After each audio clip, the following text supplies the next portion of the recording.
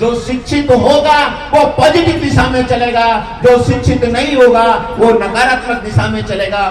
Actually उन्होंने पढ़ा नहीं। अगर वो बाबा साहब को पढ़ लेंगे तो जो टेढ़ी मेढ़ी बात करते हैं, ये कहते हैं कि बाबा साहब दलितों के थे, वो नहीं थे। बाबा साहब सबके थे। संविधान के तहत बाबा साहब ने सभी के बीच में समानता, स्वतंत्रता, भाईचारा स्थापित किया, मोरल वैल्यू दी। आज भारत में जो परिवर्तन, जितनी भी बड़ी बड़ी चीजें हैं, जो भी आज जो कुर्सी पर जो बैठे हैं, पीएम सीएम बने बैठे हैं, मैं देख रहा हूं कि किसी भी समुदाय के लोग, किसी भी वर्ग के लोग, किसी भी जाति के लोग, सभी लोग बाबा साहब। सर, सबसे पहले द बुद्धिस्ट टाइम्स टीवी आपका बहुत बहुत स्वागत करता है। और आज डॉक्टर बाबा साहब अम्बेडकर जयंती के पूर्व संध्या पर धर्मोदय बुद्ध विहार में जो कार्यक्रम हुआ है, इसको लेकर के आपका क्या संदेश है सर? देखिए, ये बाबा साहब की जयंती की पूर्व संध्या पर यही नहीं, काफ़ी जगहों पर प्रोग्राम हो रहे हैं। संयोग से मैं यहाँ इस पूर्णिया बुद्ध विहार में आया था, तो यहाँ का प्रोग्राम भी बहुत अच्छा था। पिछले साल भी मैं आया था, तो यहाँ के लोगों में उत्साह तो सारे लोगों में दिखाई देता है कि बाबा साहब का जन्मदिन को लोग बहुत ही हर्षोल्लास के साथ मनाते हैं। लेकिन आज मैं देख रहा हूँ कि किसी भी समुदाय के लोग, किसी भी वर्ग के लोग, किसी भी जाति के लोग, सभी लोग बाबा साहब की जयंती को मना रहे हैं और बहुत खुशी के साथ मना रहे हैं। ऐसा लगता है कि ज़्यादा से ज़्यादा लोग अब बाबा साहब को पढ़ रहे हैं, बाबा साहब को समझ रहे हैं, बाबा साहब के कंट्रीब्यूशन को देख रहे हैं कि सच में डॉक्टर अम्बेडकर कैसे व्यक्ति थे, कितने रिफॉर्मर थे, क्या क्वालिटीज थी। उन सब क्वालिटी को याद करते हुए आज डॉक्टर बी आर अम्बेडकर को लोग नमन कर रहे हैं, उनके प्रति कृतज्ञता व्यक्त कर रहे हैं और खुशी भी इजहार कर रहे हैं कि ऐसा व्यक्ति हमारे भारत में जन्म लिया।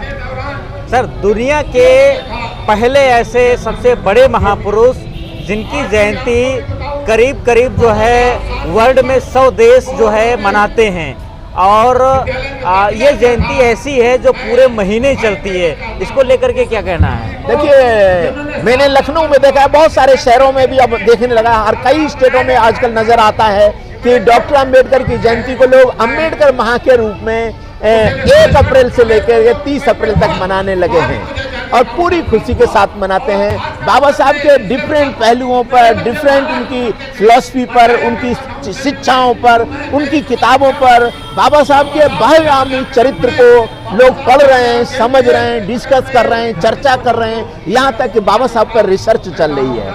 आज पूरे विश्व में बहुत सारी बड़ी बड़ी यूनिवर्सिटीज में अम्बेडकर पीठ खुले हुए हैं, जिसमें अम्बेडकर के नाम पर चर्चाएं व रिसर्च हो रही है कि आखिर डॉक्टर अम्बेडकर इतनी महान व्यक्तित्व के साथ जो है भारत के आधुनिक निर्माता कहे गए, कि भारत को रिफॉर्म किया उन्होंने, भारत को युग प्रवर्तक कहा लोगों ने जो है, कि भारत की सड़ी गली व्यवस्था, जो जातिवादी व्यवस्था और जो महिलाओं की स्थिति थी, उन सारी चीज़ों को बाबा साहब अपने 40 साल के जीवन संघर्ष में पलट के चले गए। अब चाहे कुछ भी हो जाए, लेकिन उस स्थिति में भारत अब नहीं जाएगा। तो बाबा साहब को युग प्रवर्तक कहते हैं। बाबा साहब एक महान अर्थशास्त्री थे। बाबा साहब की जो अर्थशास्त्र की जो है इंटरनेशनल मॉनिटरी फंड में वो इस्तेमाल की जाती है, उनकी फिलॉसफी जाती है। यहाँ तक कि जो भारत में जो रिजर्व बैंक ऑफ इंडिया है, अंग्रेजों ने उसको इस्टेब्लिश किया, डॉक्टर अम्बेडकर की फिलॉसफी पर इस्तेमाल किया। तो डॉक्टर अम्बेडकर सच में एक महान अर्थशास्त्री थे, महान मानव शास्त्री थे, एक महान आपके वरिष्ठ थे डॉक्टर अम्बेडकर एक महान संविधानविद थे, डॉक्टर अम्बेडकर एक महान एंथ्रोपोलॉजिस्ट थे, डॉक्टर अम्बेडकर एक महान सोशल साइंटिस्ट थे, डॉक्टर अम्बेडकर एक महान वक्ता थे कि अपनी बात को बहुत ही फैक्ट फाइंडिंग रेफरेंस के साथ कहते थे। काट पाना किसी को बहुत मुश्किल होता था, तो लोग काट नहीं पाते थे। डॉक्टर अम्बेडकर एक महान शिक्षाविद थे, डॉक्टर अम्बेडकर एक महान फिलोसफर थे, डॉक्टर अम्बेडकर एक महान आपके लेखक थे। तो डॉक्टर अम्बेडकर के पास इतनी सारी एक क्वालिटीज थी जिसको शब्दों में आंकना, जिस पर चर्चा करना वो कम समय में बहुत मुश्किल है। तो इसीलिए आज ये देखने में मिलता है कि डॉक्टर अम्बेडकर को भारत ही नहीं पूरे विश्व में एक बहुत मान सम्मान के साथ डॉक्टर अम्बेडकर की जयंती को मनाते हैं, डॉक्टर अम्बेडकर की चर्चा करते हैं। महिलाओं के तो मसीहा कहे जाते हैं, भारत में, भारत ही नहीं पूरे विश्व में महिलाओं के समान कोई नहीं है। सर एक चीज स्पष्ट करना चाहेंगे, महिलाओं की जब बात आती है तो कुछ महिलाएं ये कहती हैं कि वो बाबा साहब ने सिर्फ दलितों की महिलाओं के लिए लड़े थे, ना कि जो है सवर्ण महिलाओं के लिए। नहीं नहीं, ये गलत बात है। उन्हें एक्चुअली उन्होंने पढ़ा नहीं। अगर वो बाबा साहब को पढ़ लेंगे तो जो टेढ़ी मेढ़ी बात करते हैं, ये कहते हैं कि बाबा साहब दलितों के थे, वो नहीं थे। बाबा साहब सबके थे। संविधान के तहत बाबा साहब ने सभी के बीच में समानता, स्वतंत्रता, भाईचारा स्थापित किया, मोरल वैल्यू दी। आज भारत में जो परिवर्तन, जितनी भी बड़ी बड़ी चीजें हैं, जो भी आज जो कुर्सी पर जो बैठे हैं, पीएम सीएम बने बैठे हैं, वो भारतीय संविधान की देन है। तो भारत को एक नई ऊर्जा दी, नया रास्ता दिया, भारत को नई ऊंचाई प्रदान की, वो डॉक्टर अंबेडकर की देन है। सच में बहुत बड़ा कंट्रीब्यूशन है। डॉक्टर बी आर अम्बेडकर ने अपना दिन और रात मानवता के लिए समर्पित किया। तो ये भी कहा जाता है डॉक्टर अम्बेडकर एक मानवता के प्रतीक थे। वो मानव को रिफॉर्म करना चाहते थे। कहीं कहीं पर यह भी है कि डॉक्टर बी आर अम्बेडकर ने 22 प्रतिज्ञाएं दी। तो 22 प्रतिज्ञाओं का मतलब यही है टू रिफॉर्म योरसेल्फ। अपने को अंधविश्वास, आडंबर, कुरीतियों से बाहर कर लेंगे, तर्क संगत अपना जीवन बना लेंगे, वैज्ञानिक दृष्टिकोण ले आएंगे, पॉजिटिव एटीट्यूड के साथ काम करेंगे। पॉजिटिव एटीट्यूड में वही काम कर सकता है जिसके बीच में समानता के भाव उसके दिल से उठें। भारतीय संविधान ने समानता तो दी है, क्या भारत में समानता दिखाई देती है? नहीं दिखाई देती। वो इसलिए नहीं दिखाई देती कि लोगों के जहन के अंदर से समानता के भाव नहीं आ रहे हैं। जब समानता नहीं है तो कैसी स्वतंत्रता, और समानता और स्वतंत्रता नहीं है तो कैसा भाईचारा? इसी वजह से भाईचारा भी बहुत दूर है। तो जब तक डॉक्टर अम्बेडकर को लोग पढ़ेंगे, समझेंगे, अंगीकृत करेंगे, तो निश्चित रूप से भारत बहुत ऊंचाइयों पर जाएगा। और यही बाबा साहब के एक अंत में मैं यही कहूंगा यूथ से, पढ़ने वाले बच्चों से, कि अधिक से अधिक डॉक्टर अम्बेडकर को पढ़ो। डॉक्टर अम्बेडकर ने शिक्षा के लिए, शिक्षा को पहला हथियार बनाया है। तो सारे लोगों को शिक्षित होना चाहिए, और शिक्षा भी ऐसी जो ये बता सके, जो ये समझ सके क्या सही और क्या गलत है। अगर शिक्षित व्यक्ति ये नहीं समझ पा रहा है क्या सही और क्या गलत है, तो ऐसा लगता है कहीं न कहीं कमतरताओं का शिकार है। तो सभी के लिए सच्चा को अंगीकृत करना बहुत जरूरी है। यही बाबा साहब की जन्मदिन की एक तोहफा होगा सभी पूरे विश्व में रह रहे अम्बेडकर व बुद्धिस्ट अनुयायियों के लिए क्या संदेश देना चाहेंगे? देखिए, बाबा साहब ने समानता का रूल किया है, समता, समानता, स्वतंत्रता, भाईचारा। और जब ये चीज होगी तो न्याय होगा। यही तो धम्म है, यही बुद्धिज्म है। बुद्धिज्म का फाउंडेशन ही आपकी इक्वलिटी, लिबर्टी, फ्रेटर्निटी है। इसी से भाईचारा होगा। जब हम भाईचारे के होंगे तो दुनिया खत्म। धम्म जो है मानव के बीच की विकृतियों को खत्म करता है, मानव के बीच की दूरियों को खत्म करता है। जब धम्म मानव के बीच की दूरियों को खत्म करता है तो भाईचारा बढ़ेगा। भाईचारा बढ़ेगा तो विश्व शांति स्थापित होगी, घर परिवार में शांति स्थापित होगी, हमारे देश में शांति होगी। तो बाबा साहब धम्म के अनुयायी थे, बाबा साहब धम्म के पालक थे। बाबा साहब को बोधिसत्व कहा जाता है, तो बोधि का ज्ञान था, सच्चाई का ज्ञान था। इस माध्यम से बाबा साहब ने भारत ही नहीं पूरे विश्व के मानव को रिफॉर्म किया। 14 अप्रैल के दिन सर, दो सब देशवासियों के लिए 14 अप्रैल तो बहुत मान सम्मान का दिन है, भारत के लिए बहुत ऊंचाई का दिन है। आज हम देखते हैं कि सरकारें भी डॉक्टर अम्बेडकर को हर गांव में, हर हॉस्टल में, हर शिक्षा संस्थानों में डॉक्टर अम्बेडकर के जन्मदिन को मनाया जा रहा है, सेलिब्रेट किया जा रहा है। ये अच्छी बात है कि कम से कम लोग डॉक्टर अम्बेडकर को अधिक से अधिक जानेंगे, तो उनको अंगीकृत करेंगे, उनको पहचानेंगे और उनके हिसाब से चल के भारत को मजबूत करेंगे। चलिए, बहुत बहुत धन्यवाद सर। तथा सभी उपासक उपासिकाओं को मेरा जय भीम, नमो बुद्धाय। बाबा साहब के जन्मदिन को हम सभी बहुत हर्षोल्लास के साथ हर साल मनाते हैं। पूरी तन्मयता के साथ, पूरी ईमानदारी के साथ डॉक्टर बी आर अम्बेडकर के जन्मदिन को मनाते हैं। मैं आपको बता दूं, मैं इस मेडिकल कॉलेज जो यहाँ लखनऊ का किंग जॉर्ज मेडिकल यूनिवर्सिटी है, वहां पर प्रोफेसर हूं।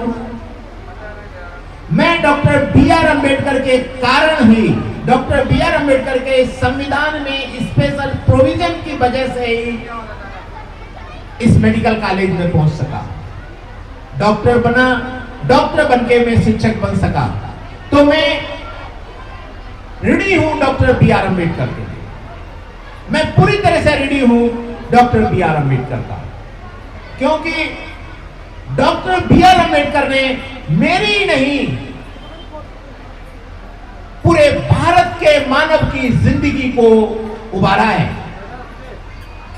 बहुत सारे लोगों की जिंदगी में 4 चांद लगाए हैं।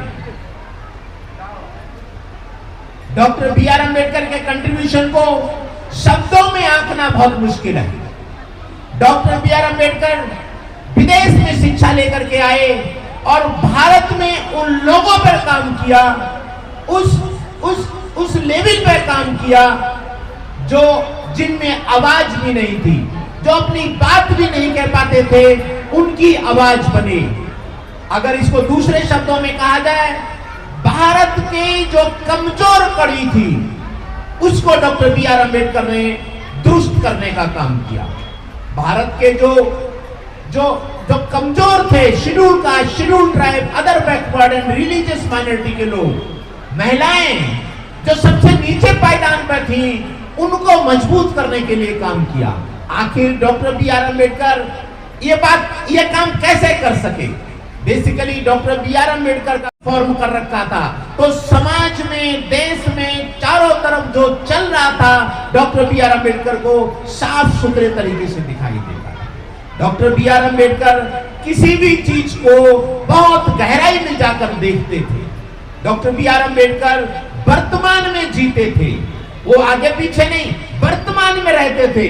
अक्सर ये देखा गया है, बहुत सारे लोग बहुत पीछे की बात करते हैं, 2000-2500 साल पहले की बात करते हैं, और बहुत सारे लोग अगली पीढ़ियों की बात करते हैं। जिन्होंने पीछे की बात की और जिन्होंने आगे की बात की, उनका आज के दौर से कोई लेना देना नहीं। डॉक्टर बी आर अम्बेडकर आज के दौर में रहते थे, अपने वर्तमान में रहते थे, और वर्तमान में जो समस्याएं थी, जो हलचल थी, जो विकृतियां थी, जो कमजोरियां थी, उनको गहराई में देख करके, उनकी जड़, रूट कॉज में जाकर के समझ करके उनका निदान करते थे। इसीलिए उन्होंने अपने समय में, उस काल में, उन परिस्थितियों को समझते हुए, कारण को समझते हुए, जो भी उन्होंने काम किए वो मील के पत्थर साबित हुए।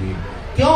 हम जो देखते हैं, हमारे बहुत सारे लोग करते हैं कि वो पीछे की बात कर रहे हैं, अधिकतर उनका जीवन पीछे की बात करते हुए गुजरता है, या बहुत सारे लोग अगली पीढ़ियों की बात करते हैं। तो वर्तमान ही जिंदगी है, डॉक्टर बी आर अम्बेडकर ये जानते थे। आज की वर्तमान परिस्थितियों के हिसाब से अगर हम चीजों को समझते हुए, उनके रूट कॉज को समझ के उनके समाधान की बात करेंगे, तो निश्चित रूप से वो बेहतरीन समाधान होगा। जैसे अभी रिंकू सिंह राही ने कहा कि शिक्षा पहला कदम है आंखें खोलने का।